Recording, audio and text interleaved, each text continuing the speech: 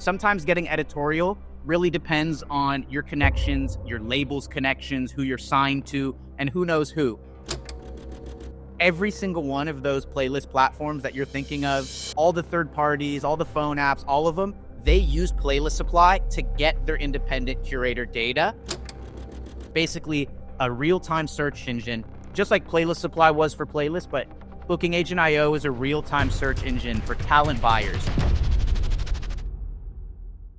Before we dive into the episode, I asked myself a question. What do Spotify playlists and gig bookings have in common? Tonight, I'm speaking with the CEO and founder of both Playlist Supply and BookingAgent.io, two tech softwares that can help you find Spotify playlists and find gig bookings all around the world. And Benji talks me through his experiences from a manager into a founder, building the tools that served a purpose for the artists he both managed and worked with in the community. And he wanted to be part of a change movement rather than part of the complaining crowd about the problem. And what I love about this conversation is the depth of detail Benji goes into from a load of different perspectives on how to think about getting on Spotify playlists, how you should approach curators, why different playlists have more results than others. And then in terms of how to monetize those streams into getting people to come to your shows and so much more. This is a brilliant conversation. I love the bridge between the two different tools that he's the founder of. And I want you to make sure you stay till the end. I'm going to give you some links to sign up with, and you can get a bit of discount on your first month membership. Let's get it. I kind of want to jump right into the deep end with you, Benji. I know there's so many misconceptions out there in the music marketing landscape about just get on playlist and it will transform the direction of your song. But I think that's not specific enough to the different types of playlists and the power of editorial versus algorithmic versus user-generated playlists. So even just speaking broad macro, can you give me a definition of each one of those different three and which one you think has kind of the most power, if you don't mind? Yeah, absolutely. And so, this kind of takes me back to, almost 4 years ago now when we started Playlist Supply. And I don't think any one is more powerful than the other in and of itself. You kind of got to work everything in cohesion. And back 4 years ago, I was really primarily a manager. It was before I had ventured into music tech at all. I had some really cool clients in the hip hop space, in the indie rock space. And the way it worked back then was, you either knew someone at Spotify that knew someone who managed an editorial playlist.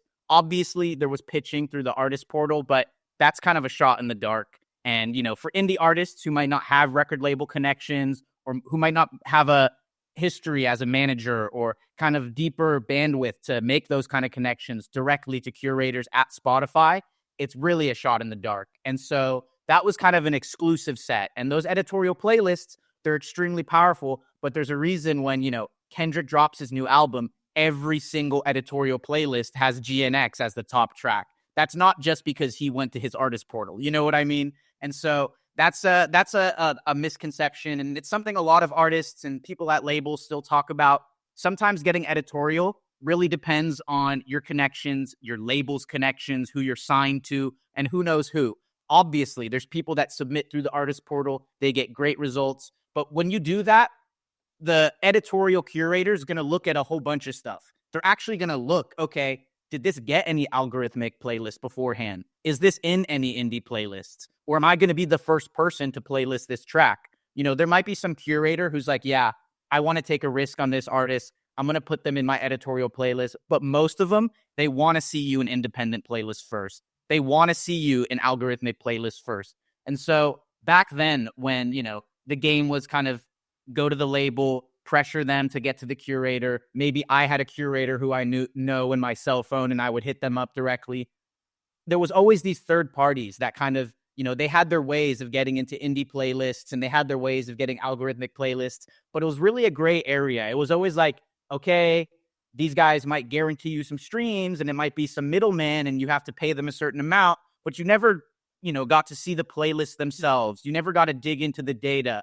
And so, when COVID hit, I decided to work with my partner, Giannis. He's kind of the technical genius behind a lot of our programming, and he's my co-founder. and he ran kind of the whole underground techno booking scene in Berlin. We both had very different rosters, one in kind of an electronic scene, one in kind of, I was working a lot in hip hop, and we were like, okay, why are we just going to middlemen for playlisting? Why don't we do it ourselves? And we built out this tool, and it's really a powerful data tool. It's not just a playlisting tool. It's also a tool that allows you to vet playlists. It's a tool that allows... I want to jump in right there if you don't mind, because I think that's the most important thing I want to pick up on is data. And you said a lot of the curators are taking a data-driven mindset to figure out, has your track been streamed historically? Has your song gone from user-generated playlists into one of the beginner tier algorithm playlists? It's not going to be top United Kingdom or top USA, but has it got something, right? I'm visualizing this almost like a pyramid structure where it's wider at the bottom with user-generated playlists. If you get enough of those, maybe you ladder up into that middle tier of algorithms. And maybe if enough juice and momentum is behind you, you move into the upper top of the pyramid, this Spotify curators. Do you see it that way, first of all? And does that make sense in the logic of how it goes? Definitely. I think that makes sense in the logic of how it goes. And I think that's a good way to put it. I really strongly urge people not to kind of put any one type of marketing on a pedestal. Yes. It's really up to artists to kind of approach every marketing with 100%. And whether that's, the way they curate their outreach to independent playlists and the way they curate their outreach to the editorial playlist, through the artist pitching platform. And there's sometimes people are like, okay, this method is weaker than the other. I don't think that's the case. I think because today marketing is so data driven and analytics are so data driven, you see labels, you see A&Rs, you see curators, they all look at the data because it's kind of a way for them to hedge their bets. There's very little risk taking anymore, I feel like, in the music industry. That's just my sense. It was different 5 years ago, 10 years ago. And so people want to see, okay, this is in 10 independent playlists. There's some traction here. Even if they're small playlists, there's a misconception like, okay, you need to be in big follower playlists. That's not true. That doesn't necessarily indicate anything. And, with the playlist supply, playlist vet feature, we often find sometimes these playlists with lots of followers aren't necessarily the best quality. They might not necessarily have the best traction. We have a feature, the organic search feature, that specifically targets discovered on playlists. And the advantage there is there's more visibility for them, which means there's more artist discovery happening in them. And it's also something, hey, if you're a Spotify editorial playlist curator, the playlists that you see on the front of an artist profile are going to be the ones that stand out to you most. And so even if it's a discovered on playlist, but it has low following, it still might have higher intent. It still might be stronger in the data than a playlist that has a ton of followers, but maybe has weird streaming or gets a low score on our playlist vet feature. And so I encourage people to really cast a wide net and really target, every type of marketing the same, approach playlisting with an open mind. And, editorial playlist people they're going to look at, okay, this has good traction across editorial or across independent playlists. This has good traction in the algorithmic. I'm going to include it in editorial because I know there's data behind it. This is a quick little interruption from this conversation with Benji to tell you all about DistroKid. And this podcast, season 3, would not be possible without them. Now, one of my favorite DistroKid products is called DistroVid, and it allows you to have unlimited music video distribution onto platforms like Apple Music, Tidal, Vivo, and many more, so that people can watch your music video on the streaming platform of their choice. If you want to try out DistroVid, you can do so using my link and sign up and get a 7% discount off your first year. And that link is distrokid.com/VIP/all about helping. DistroKid is an upgrade onto your yearly membership, and it starts from just $99 a year for unlimited music video distribution. Once again, huge love to the family, and let's jump back into this conversation with Benji. I think the reason I use the word powerful, and it's quite a purposeful word, is I think if you had enough user-generated playlists, I think you create momentum. Going back to your point about it's not about follower size, if you had 30, 40, 50 user-generated playlists, does that cast enough of a ripple to make you move up one level? Because many people will go to a playlist promotion agency, they just get us everywhere. And probably what they're doing is literally just shouting and DMing or emailing the people who own user generated playlists, asking them to put them in, maybe paying the fee, maybe not paying the fee. And so I love what you've built because you're putting the power back in the artist's hands. But do you think there is if you get enough on that bottom tier, you move up a tier? Yeah, I think that's absolutely the case. And one thing I'll say about kind of the services you mentioned, and I won't name any specifics, but on the back end, from managing playlist supply, and I look at all the data we have, every single one of those playlist platforms that you're thinking of, all the third parties, all the phone apps, all of them, they use playlist supply to get their independent curator data. And I see them logging in. I see them going and approaching different playlists, which ones they save to their database. And so I can tell you firsthand, the way a lot of that works is they target people that have good optics, that have good following, so that people feel good about pitching to them when they're on those third-party platforms. A lot of them, they go to those playlist owners and they say, hey, listen, we're going to add you to our network. And they make you a part of their network. And so now they're the middleman. They say, okay, playlister, this is your fee. I'm going to take a cut. I'm going to put people in your playlist. And some of them, once again, not going to name names, that's where the botting happens, because they get into a point where artists are paying money for that placement and they feel obligated to guarantee some results. And so they might say, okay, these are the 10 people in my playlist or network. If I bought these playlists, I can guarantee the artists who join my app or join my platform or join whatever, I can guarantee them X amount of streams, which sounds good, but we all know now that that's coming to the surface, that's not good. And so playlist supply differs from that by allowing you to kind of cut out the middleman. You can go on playlist supply, find some small playlists, some unique, organic, regional, city-based, whatever it is, run playlist vet, determine for yourself, okay, are these good playlists, not just based on the followers, but based on your own, human input. And then you can say, okay, I'm going to reach out to them and maybe I'm going to try and befriend them and they're going to be a part of my network as an artist. Like invite them to your show or offer them a free merch package or something like that. And we get people who do that. We get managers who are clever and who do that. And that's where we see the best results, where they kind of come at it from an organic approach. Nice. They try to make it less transactional. And I'll say, some of the people that take that approach, they might get better traffic from these independent playlists that, are run by someone on a college campus than they would get from an algorithmic playlist. But you're absolutely right.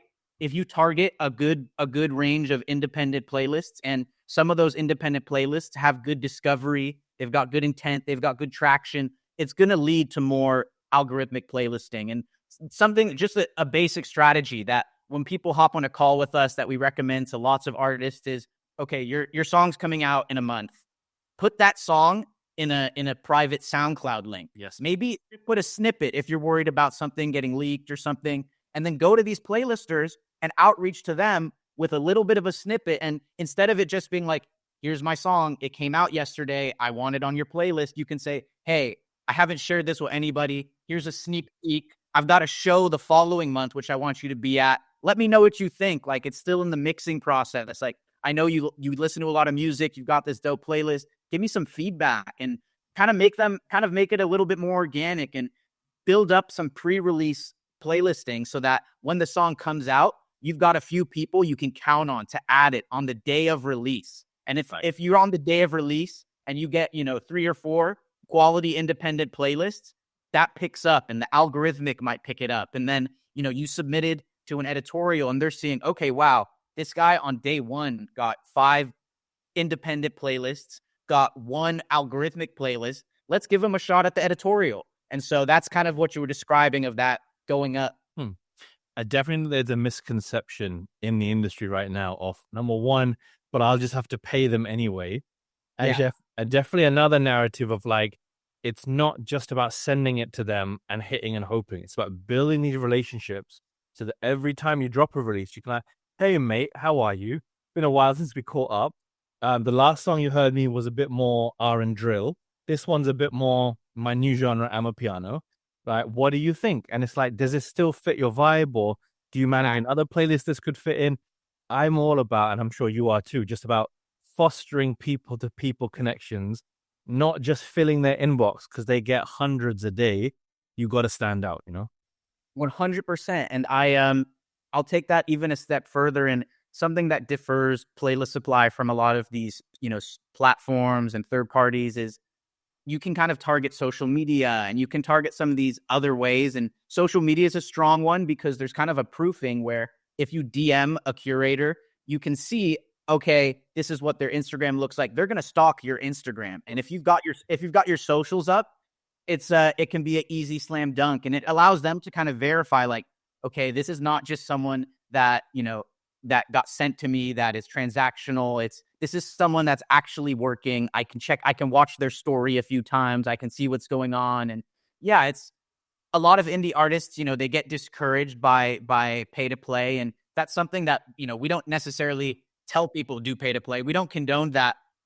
Even so, you're going up against labels with massive budgets. Yep. The people that are doing the most pay to play are the major labels, and they're telling an artist, okay, you've got $5,000 for playlisting, spend it on whatever. And so though you're going up against people like that, you're not gonna stand out. The way to stand out is with being organic, kind of standing out, being DIY, being indie, showing, okay, what makes me different from the person who's just gonna be transactional and toss some money at it is that I've got an awesome creative, or I've got a show that I can invite you to. I've got merch that I can send you. I've got a story to tell you. Let me fill you in on the narrative of why it's important to me to come to you and get this streams up and get playlisted, and not just, new song, here it is, kind of like, okay, this is why I'm changing the game. And I think that's something that takes a lot of artists back to the drawing board, because from a marketing standpoint, you gotta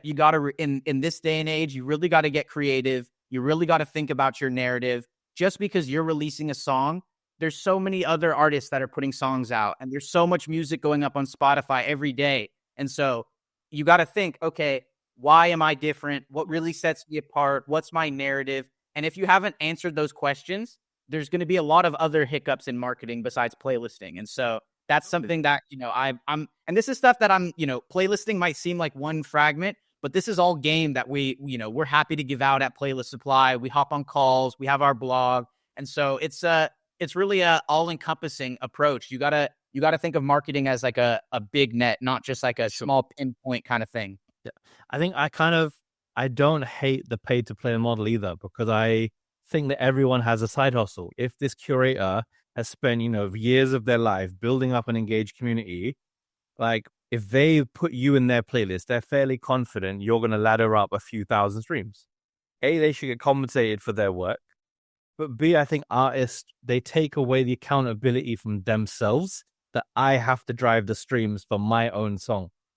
And this is my big bugbear in this industry, is that people will go after cold fans who've never heard of them instead of caring about their warm fans. And I think they're part and parcel of the same process. Like if you get on enough recurring, the same curator, that we build a relationship with him, his fans or their fans become our fans. That is warm marketing. But just hitting and hoping and thinking someone will put me on a playlist and someone will stream it, it's not a sustainable way to build a music career, because you're always just praying that someone's going to listen. Yeah, and it's we're seeing a crackdown right now.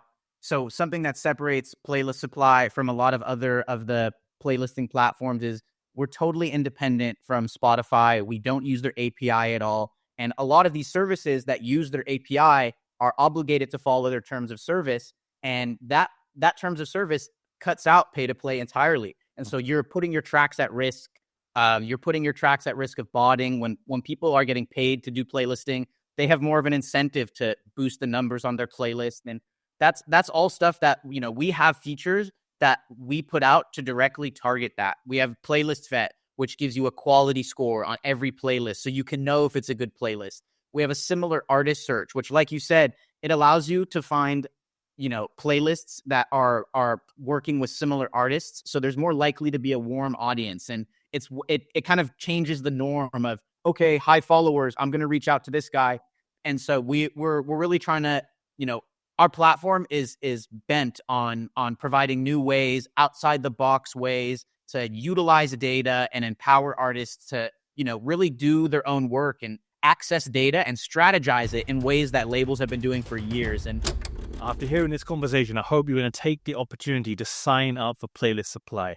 It is the industry's #1 search engine tool for playlist curators. You type in a genre, a similar artist, or you type in a search term, and it shows you all the playlists that are related to that keyword. It will show you how many followers that playlist has, how many songs are in that playlist, when they were last updated, and so much other data. And you'll be able to contact each playlist curator and submit your music for their consideration. That's all they're promising you, that they promise to listen. They don't promise to guarantee featuring your song. So come correct with your outreach, be polite, be courteous, and give them value before asking anything in return. You can sign up for Playlist Supply using my link from the description below. And I want to give a huge thanks to the team of Benji and the whole of the Playlist Supply crew for allowing me to work with them closely. And if you want to watch this video here, you'll see a full review and a screen share of the product from my link. But make sure you finish this conversation first. Let's dive back in with Benji for more information about this other tool coming up. Yeah, we actually just released a brand new project 2 or 3 months ago, Booking Agent IO, and it's built on the same philosophy of kind of getting artists to take the next step, use data, and it's basically a real-time search engine, just like Playlist Supply was for playlists, but Booking Agent IO is a real-time search engine for talent buyers, and it's regional-based. It's not like anything else out there. It's not a limited database. You type in a similar artist, and you see all of their past tour history, all of their present tour history. And you can click on each venue and you can reach out to those talent buyers. And just like we've been talking about, build an organic relationship yourself, kind of cut out the middleman, not have to cut anyone in on the percentage or booking that show. And you can, go from building up playlisting, building up marketing to booking your own show, all with the tools that we're providing. And so that's, we could have doubled down on playlisting, but we were like, what's the next step here? How do we make sure artists get results? How do we make sure artists kind of turn up their career? And so that's what we're about. I'm smiling because I didn't want to disturb your flow, but that's exactly where I was going to go next. Is that playlisting is not the end goal. And I'm actually surprised, yet not surprised to hear that you were a manager. Because now everything is making a lot more sense that your business mind is like, okay, streaming is not the end goal. Streaming is the flyer to the party. Now let's get them to have more parties. And that's why I think it's totally logical that you built another startup. So yeah, obviously both are search engines, not pre-existing databases. They scrape the bio line that says the email contact list. So can you give us a rundown of like, what is the philosophy and the vision of like getting more shows? And are they high-end shows? Are they open mic night shows? Like what kind of variants of show caliber do they have?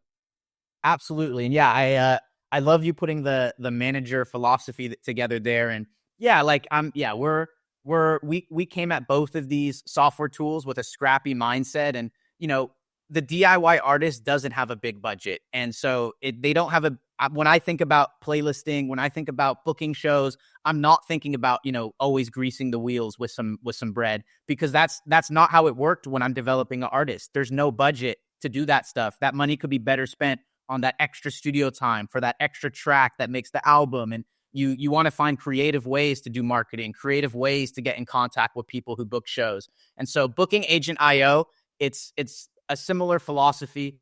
The way it works is it grabs all kinds of data from all kinds of different APIs, bands in town, touring websites, Google. It grabs all this info and it allows you to kind of capitalize on all the info being in one place. And so it goes, say, you're an artist and you type in an artist that's a similar size to you in your same region. You're going to see every venue that they've been to, whether that's a small open mic, a small bar, kind of like you're a country artist, like, it's a small bar and grill, or it's a big venue. And you're going to see, okay, what's the capacity of that venue? Where is it in my region? How close is it to this next venue? If maybe you're on tour and you're looking to fill a couple open tour spots, perfect for that because you can see the route. And so it's map based. It shows a map that you can, as an artist, see, okay, This is where all the venues are at. And the most important thing is it shows you who the current talent buyer is. And we use a combination of gathering data from LinkedIn and other contact and email finders. And what we pride ourselves in is getting the most up-to-date information. Some of the existing databases that are out there, things like Polestar and some of these other ones, they only update those a couple times a year, maybe. And so, the way that it works in the industry, especially right now, that person might have gotten promoted. That person might have gotten laid off. It might be a dead inbox. And so with Booking Agent IO, you're going to be able to even run an extra search. When you see the talent buyer, you can click an extra button, find talent buyer, and you're going to get an email score to know if that's a warm inbox even. And so that saves you time as someone who's trying to book shows from, okay, emailing a bunch of people, going back and forth, getting moved around. Oh, I'm just the coordinator. I'm going to connect you to the talent buyer or to the booker. And you can get straight to the source, get straight to pitching your music for an open slot, for an opener, for a, open touring. And so, yeah, that's the goal there. And you're exactly right. As the manager, my thought is, the end goal is to do shows. And beyond just that, shows are the best form of marketing. That's where you convert a cold fan or a new fan to an evangelical fan, to someone who's going to stick with you forever, who's going to come to tours in future, who's going to buy tickets, buy merch, and really, contribute to the things that allow artists to make a living. And so that's where we're kind of tapping in next is building this platform. And we're seeing a revenge of touring right now after COVID. Lots of venues are opening back up, and we're seeing artists and tours of scale that we've never seen before. You know what I mean? Things like Lollapalooza and Chappelle Roan doing the biggest sets in the event's history. And, people want to be outside. They want to go to shows. And so, if you're an artist that has no, tour dates or shows on your Spotify, or you have no tickets for sale yet, Booking Agent IO is a way for you to start getting out there, get that first show, and take it from something that's just, maybe playlist supply streams into an actual show and a tour and scaling. If you're hearing it and getting excited about the potential of bookingagent.io, I want you to try it out now. The team have blessed me with a link in the description below so you can sign up and play around with the tool. You can run a search for an artist or a genre. So let's say you pick one of your favorite UK R&B artists. You can see where in the world they've played. You can go into zoom in to different cities and North London, West London, East London, South London, see the date that they played there, several years ago or very recently. You can click and get the contact email of the talent booker or the venue manager who decides who plays in the building. And then you can reach out to them with a courteous email, one of my EPK templates that I'll also link down below, and you can come correct with your outreach so they will consider booking you for one of their shows, maybe as a support act or maybe as the headline guest. BookingAgent.io is incredibly powerful and it updates in real time. So if someone's contact details change, the search engine knows the new contact details to go for. Again, click below, sign up, try it out. You'll never know what happened if you don't sign up. So give it a try and take a bet on yourself that this investment is going to pay off and find gig bookings all around your world and in your city. Huge thanks again to Benji and the entire team of bookingagent.io for blessing me with an early copy. If you want to watch that review, you can click here after finishing the rest of this conversation for the full demonstration. Let's dive back into the wrap-up of this conversation with Benji, the founder. I remember when you guys blessed me with an early demo, and I was just blown away because I searched a real artist who I'm genuinely friends with, and so I know from their socials which venues they play at. And then I checked against one of my own artists. I was like, yo, they really did play that show. And I knew one of the talent bookers. And again, it just blows my mind how going back to the analogy of the party, is streaming brings people to the party. The party then allows you to sell more, whether that's merch, whether that's communities, whether that's backstage tickets, whether that's, the merch bundle that includes the vinyl. And so I think there's strands that come off of it. And it all starts with getting artists to think full funnel. Because so many people think top of funnel only. How do I get heard? And obviously that's hard enough with the way organic social is and how expensive paid social is. But if you can crack that code, The next code is how do I get people to come to the party? And the next code is how do I make them pay forever and live full time off this thing? And I love that your softwares are enabling that full funnel effect for people to move down the ladder. Do you see it that way? Is that how you've been building things? You said it was the scrappy mindset, but are that you joining the dots behind the scenes on the blackboard? Yeah, absolutely. You're so spot on, and I love that. And it's something that, 10, 15 years ago, all of this stuff used to just be a manager's job. And now with the internet and, platforms like yours that help educate and inform artists, it allows artists to kind of be their own manager. And that's, in the long term, that's a huge win because, it's someone else you don't have to cut in. And it's also just allows you to have creative control of more aspects of your career and of your artistry. And so, just like with platforms like yours, an artist can go watch videos, learn, then they can go get playlist supply, work on that, get their digital marketing up, go get booking agent IO, get their first show. Yep. And all of these things are typically things that an artist before might have not had the capacity or the know-how to do. But because of, software and because of technology and the internet and fantastic, artist educators, it's all a possibility. And we're seeing indie artists break at a crazy rate. And of course, with all this comes a little bit more saturation, and there's more artists who are streaming, and there's more artists who are flooding into the market than ever before. But because everyone has these capabilities and tools, there's no excuses anymore. You know what I mean? If you have a hit record, go get it out there. You have all the tools. You can playlist it. You can book a show. If it's a hit record, it's going to do numbers. It just has to get in front of the right people. And so that's kind of the philosophy right there. And, before it was a manager's job to take that hit record and get in front of the right people, but artists can do it themselves now. And that's like a beautiful thing. Yeah, man. I look at it not as a cost. I look at it as an investment in one's career. So if someone sees, oh, it costs, whatever this playlist supply costs, fine. And booking agent costs even more. So I look at it as a minimum, take a 1 month. Definitely keep the subscription because it updates in real time forevermore. Keep the subscription, but at least start with one. Gather everything you can, save it to your database, even export that database because I know that feature exists as well. But then at least you've got a hit list forevermore. But that won't update because your export won't ever increase in accuracy. And so I think the reason to stay on the retainer of the subscription is that your contact game stays up to date forever. And then once you saturated that list, then you grow a new list. Love your example of if you're on tour somewhere, if you're on holiday somewhere, if you are living as a digital nomad somewhere, why the hell not book some shows, right? That's the mindset that a real hustler would take, that I'm just visiting someone with my family. Can I play 2, maybe 3 shows while I'm out there? Build a fan base in that region to come back for future. Yeah, do you see that mindset in the startup artist or more in the developed artist? I think that you see it in both artists, but like you said, it requires people who have a little bit more of that marketing or hustle mentality.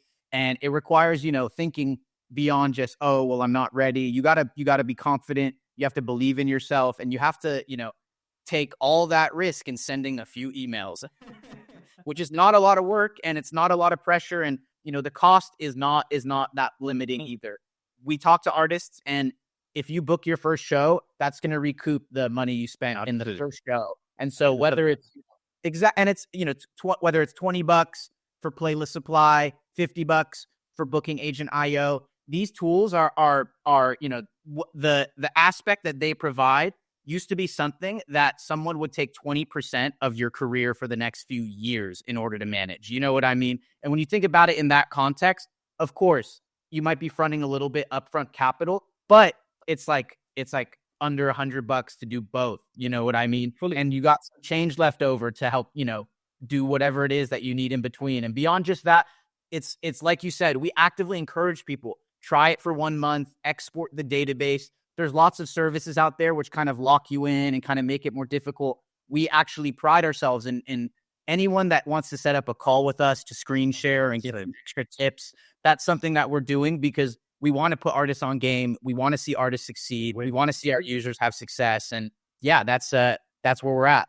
I completely agree. I was going to say the exact same because it's like we want you to win and use our tool to its maximum. So let's show you how to effectively use all the searches, help to prime it to give the best results for you so that you get the best outcome.